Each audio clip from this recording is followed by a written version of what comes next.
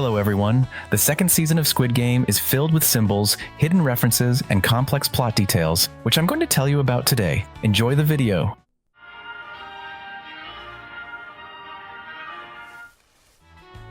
At the beginning of the season, we see Gi-hun encountering the host in a motel, but he soon realizes it was just a nightmare. But here's the problem. How could Gi-hun have seen the host in his dream if they never met face to face? The answer is simple. He couldn't. This is a clear mistake by the show's creators. Some viewers argue that Gi-hun might have seen the host when he was leaving with his winnings after the first Squid Game, but that's impossible because he had a blindfold on the entire time.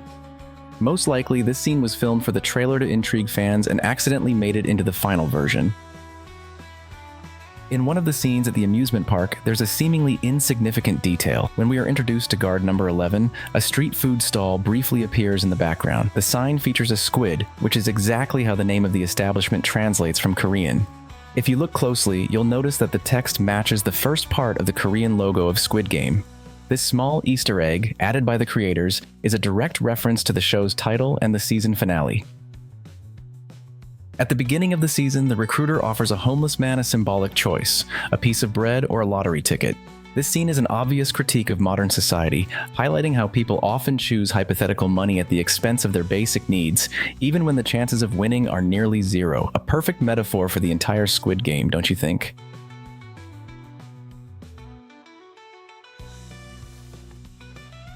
On a first viewing, the scene with the Russian roulette might leave you confused. Why doesn't the recruiter just kill Gi-hun right away? Why risk his own life? As the story progresses, the motives become clearer. The organizers of Squid Game commit terrible acts, but they still follow a strict code, a set of rules that forbids them from killing anyone outside the game area.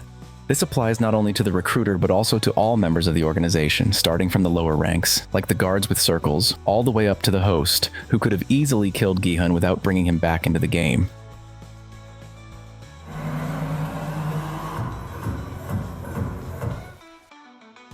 In the second season, Chun-ho has several opportunities to tell Gi-hun that the host is his brother, but he doesn't. His silence is explained by the emotional bond with his brother. Chun-ho knows what the host is up to, but still hopes that his brother is acting out of compulsion due to the circumstances, rather than doing evil of his own free will. The brothers have a complex spiritual relationship, which is fascinating to observe.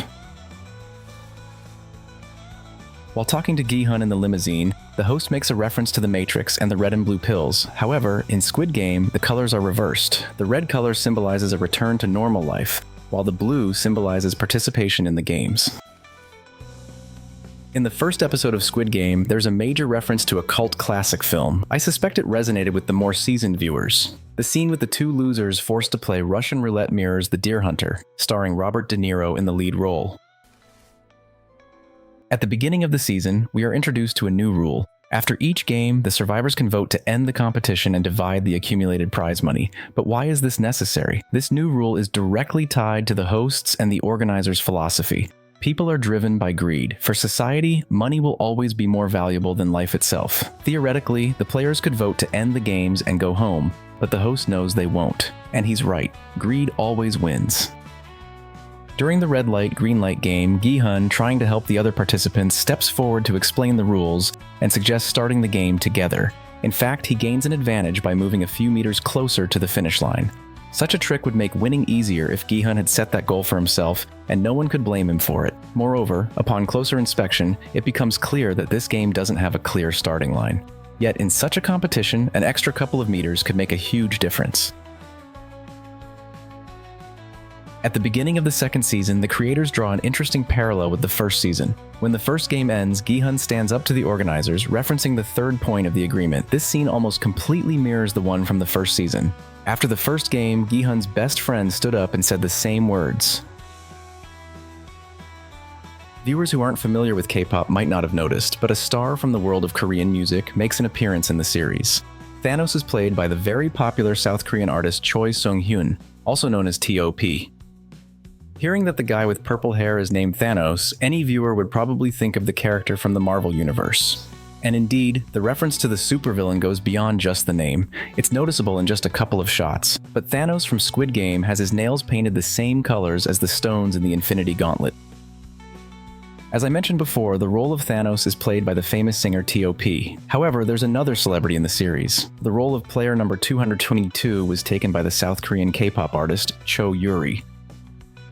All the participants have their personal belongings taken away, but the character with purple hair, the rapper Thanos, is allowed to keep a necklace. This necklace not only can be used against the other players, but also contains drugs. This is a major oversight, and the only plausible explanation is that the organizers intentionally broke the rules, hoping that under the influence of the pills, the rapper would act in a more entertaining way and provide the wealthy viewers with some unconventional amusement.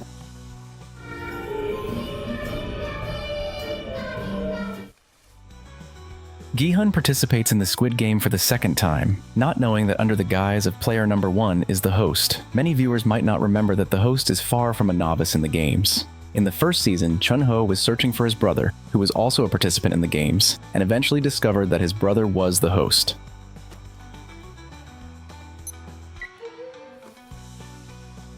When the host introduces himself to the other players, he uses the false name Oh Yong-il.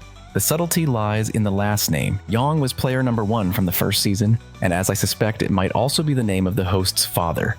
A coincidence? I don't think so. Let me know what you think about this in the comments. It sounds incredible, but the host might actually be the son of Oh Il-nam, the very creator of Squid Game, who pretended to be player number 1. What is this theory based on? In a moment of calm, the host offers a pregnant woman a pack of milk and explains that he can't drink it. In the first season, while having breakfast with Il-nam, Gi-hun mentions that he couldn't drink milk as a child because it didn't sit well with him. Il-nam responds, saying his son had the same issue. This theory might seem a bit far-fetched, but why would the host bring up milk if it doesn't lead anywhere? It's too clear of a coincidence to ignore. The theory is intriguing, but not without flaws. As I mentioned, the host participated in the Squid Game as a player. So why would he do that if he's Il-nam's son? And what about Chun-ho? Could he also be Il-nam's son? This theory definitely needs more development. I'll make a separate video to dive deeper into these questions, but for now, I'd love to hear your comments. In the first episode, we repeatedly see guard number 11 and the girl he interacts with at the amusement park, making a specific gesture with their hands. But what does it mean? This gesture is widely used in Korea and symbolizes a heart or love, as the fingers represent the aorta coming from the heart, and the fist itself is the heart. In Western countries, we typically show a heart shape with bent palms, which might make the Korean version a bit confusing for some. In Korea, however, this gesture is most often used when communicating with children, just as it's shown in the series. I like you. Perhaps not everyone noticed, but in the new Squid Game, there's a special rule for distributing the prize money. At the very beginning, players learn that they can vote to end the competition. If they do, the remaining participants will split the accumulated amount equally. This rule didn't exist in the first season, and the money was distributed differently. After the first game, the surviving participants were given the option to leave, and if they took it, they received nothing. Furthermore, it was clearly stated that if the competition were to be stopped, the accumulated prize money would go to the families of the victims from the first game. You've probably noticed that in the second season, one of the main characters is a transgender woman named Cho Hen-ju. An important detail you might have missed is related to this character's voice. Cho Hen-ju is played by a man, and his voice is male, but in the dubbing for other languages, they use female voices. 이런 게임 아무것도 아니라는 거야. 한번 보여주자고요. When creating the second season of Squid Game, a large portion of the sets from the first season were reused, such as the common room or the field for the first game. On the other hand, the rooms where the guards are placed underwent significant changes. In the first season, these spaces looked neutral, with calm white and green tones used in the design. In the new episodes, however, the same areas are dominated by black and orange colors. Throughout the season, guard number 11 is repeatedly reprimanded for shooting players in the head or chest, making it impossible to extract organs. This seems illogical, as guard number 11 is the only one scolded for damaging the bodies. Other guards kill participants by shooting them in the head or chest, yet they don't fear any consequences and face no punishment for their actions. In the first season, it was only implied, but in the second season, it becomes crystal clear that the organs of some deceased participants are being sold on the black market. But who's involved in this? Are individual staff members responsible, or is it everyone without exception? Most likely, it's the first. Pay close attention. Some of the coffins are marked with a barely noticeable cross, those containing undamaged bodies. It's likely that neither the organizers nor the wealthy viewers are aware of the body sales. The second season reveals the nature of the guards. For example, From guard number 11's backstory, we learn that these are people facing financial struggles, working for the organizers of the games to pay off their debts. But how are they found? The creators of the show don't explain this directly, but I have an intriguing theory. Gi-hun first meets the recruiter in the subway, and before the game begins, the recruiter asks Gi-hun to choose between a blue or a red envelope, without any further details. Gi-hun chooses the blue envelope, and based on what we saw in the second season, this is a very important decision. I suspect that those who choose the blue envelope become players, while those who choose the red one become guards. This next detail can only be noticed when watching the series in its original language. If you didn't know, the North Korean accent is noticeably different from the South Korean one. In the second season, a character from North Korea appears, Kang No-il. In the first season, there was a similar character, number 67. Both of them speak with a North Korean accent, but only when they are with their families or people they trust. When speaking with strangers, the girls try to hide their northern accent and imitate a southern one. This decision by the creators of the show is deliberate and reflects real-life circumstances. Many North Korean defectors living in South Korea work on their accents to blend in with the crowd and avoid potential discrimination. In the scene at the amusement park, many viewers noticed what seemed like a plot error. The girl hands guard number 11 a drawing, and in the drawing, she has long hair, even though by that point she's completely bald. In reality, this isn't a mistake, but an important detail that shows the creator's attention to the little things. The viewer learns that the girl is seriously ill and lost her hair during treatment, but she still imagines herself with long hair and hopes to grow it back. When the players enter the pentathlon arena, 3 words can be seen on the entrance door: strong, fast, and persistent. At first glance, these words seem to indicate how the participants should behave during the competition. But that's not all. This slogan, made up of 3 words, has long been used in South Korean schools to motivate children during sports events and physical education classes. The creators of the series paid great attention to the second season, and there are virtually no editing mistakes. However, I did manage to catch one very small error. Some might think I'm nitpicking, but still. So, Chun-ho is having lunch with his mother. In front of him, there's a bowl of rice and several other bowls, one of which seems to contain noodles. In the first shot, Chun-ho picks up the noodles and places them into a bowl, which is filled to the brim with rice. In the second shot, the same bowl noticeably has less rice. Also, in the first shot, Chun-ho is holding the noodles with chopsticks, but in the second, he isn't. We've already gotten used to the fact that the guards enter the common room armed, especially before the start of a new game. However, you've probably noticed that the guards don't always carry weapons. For example, during their first appearance, they have nothing in their hands, and in all subsequent instances, they always carry submachine guns. This detail is far from accidental. Before the first game, the participants still don't know the true nature of the competition and have no idea about the deadly danger awaiting them. The guards deliberately enter without weapons, so as not to scare the players too early. Soon after appearing on screen, Thanos talks about his father and mentions one particular quirk. His father believes that a bug is implanted in his brain. At the beginning of Season 2, Ki-hun removes a microchip from his ear, which the organizers of Squid Game used to track him, so it's possible that Thanos' father is not just making it up. It's unlikely that he won the games, or else he and his son would be rich. One could assume that he participated in a game that ended prematurely due to a vote, and was left with a psychological trauma for the rest of his life. In the carousel and door game, there's a glaring mistake that's hard to miss. At one point, the numbers of recently eliminated and dead participants are announced. Among them is number 104. However, just a few minutes later, you can see that the player with that number is still alive, healthy, and participating in the competition. Many viewers love the green sports uniforms worn by the players. Where did these uniforms come from, and is their color symbolic? The answer can be found in an interview with the director. Hwang Dok-haek explains that the design of the uniforms was inspired by the sports gear that was popular in Korea when he was in elementary school. According to the director, children back then played the same games shown in the series, and they were even punished for losing. In the new episodes, we meet an unusual character, player number 125. This is a young guy named Min-soo, who is extremely shy and even cowardly. He first betrays the one person who supported him, and then allows that person to die. The actor playing Min-soo is David Lee. While reviewing the cast of the first season, I found out that the same actor plays the wealthy spectator in The Deer Mask. What do you think? Just a coincidence or a hint at an unexpected plot twist? Be sure to share your thoughts in the comments.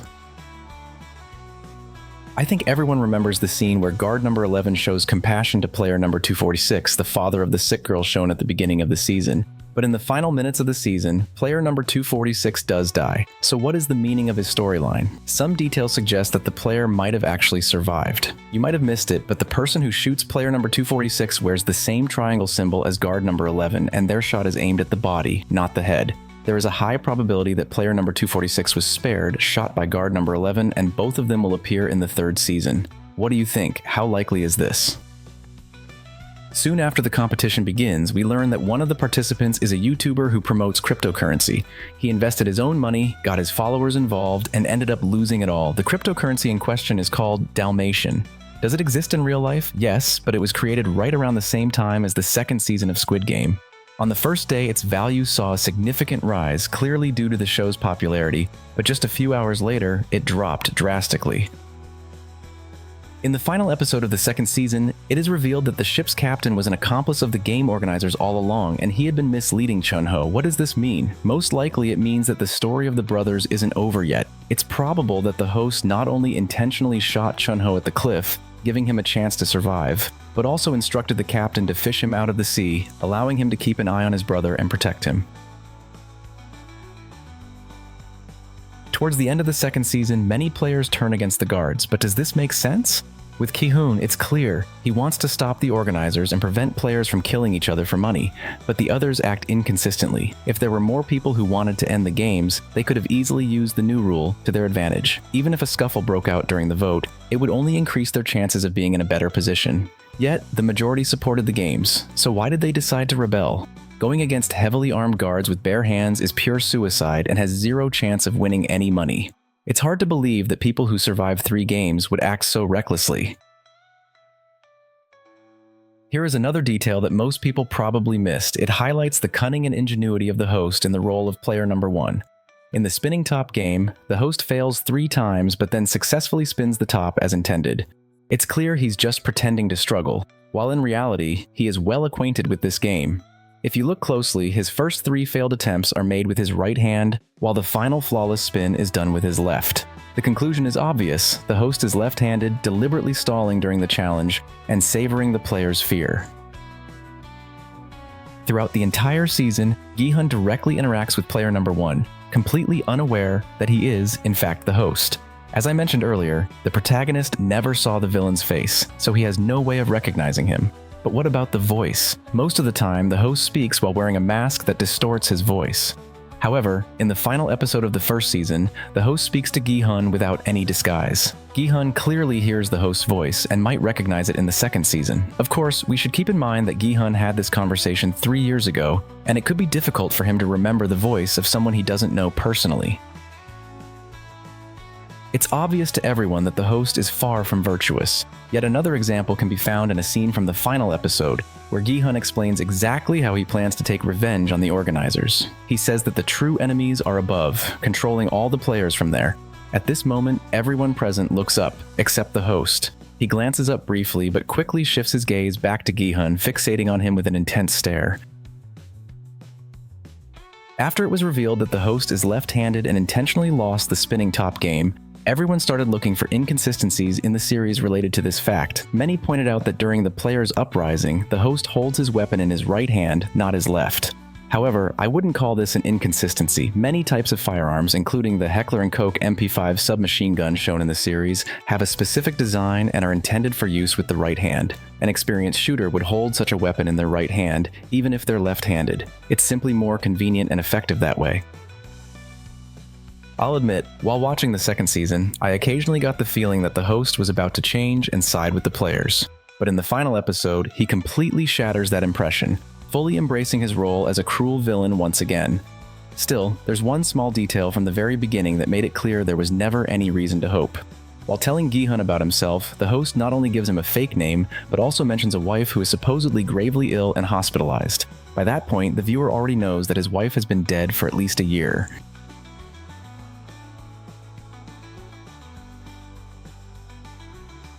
Let's move on to the most important question, which isn't directly related to the new episodes, but has everyone desperate for answers. When can we expect the final, 3rd season of Squid Game?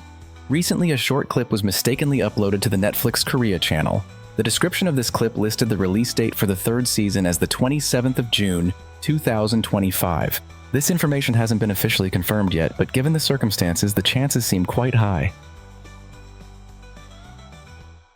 What is the meaning of the post-credits scene? Will there really be a new game featuring the girl doll and a new boy doll? I don't think so, and I can almost certainly prove it. In the short post-credits scene, several players are shown, one of them wearing number 100. Player number 100 is an elderly participant with a debt of 10 billion. He plays a significant role in the second season. Number 100 has entirely gray hair and is easy to recognize, but in the post-credits scene, he looks different.